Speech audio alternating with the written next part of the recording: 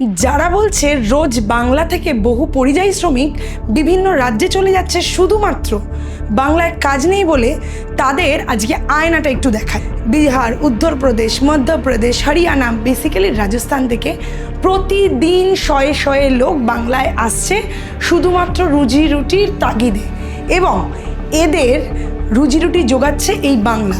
তাহলে ধরে নিতে হবে এই ডবল ইঞ্জিন সরকার যেখানে যেখানে রয়েছে সেখানের অবস্থা বাংলার থেকেও করুন, তাই না?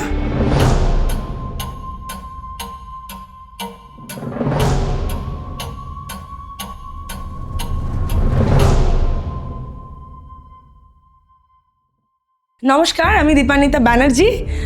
আজকে একটা বিশেষ বিষয় নিয়ে আলোচনা করব, যেটা নিয়ে সচরাচর কথা হয় না। হ্যাঁ, সেই বিষয়টা কি? এই রুজি রুটি নেই নাকি বাংলায় নাকি কাজ নেই। এটা নিয়ে আপনাদের সাথে কিছু তথ্য আমার মনে হলো একজন ইয়াং জেনারেশন হিসেবে শেয়ার করাটা খুব জরুরি।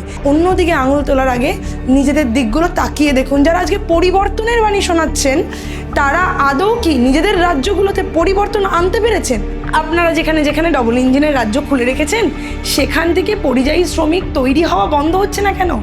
তারা কেন আমাদের বাংলায় আসছে? তাহলে সেখান থেকে যদি পরিযায়ী শ্রমিক না আসে, বাংলা থেকেও বাইরে যাবে না। বাইরে থেকে যে পরিমাণ লোক আসছে তার তুলনায় বহু বহু কম সংখ্যক লোক বাংলা থেকে বাইরে যাচ্ছে, এবং গেলেও আপনাদের দ্বারা অত্যাচারিত, নিপীড়িত হচ্ছে। আপনারা বাংলা বলে বলে পুশব্যাকের রাজনীতি করে বিহার থেকে লোক দিয়ে মার খাইয়ে বাংলাদেশ বর্ডারে পাঠিয়ে দিচ্ছেন, এবং একটি প্রেগনেন্ট মহিলা তাকেও বাদ দিচ্ছেন না।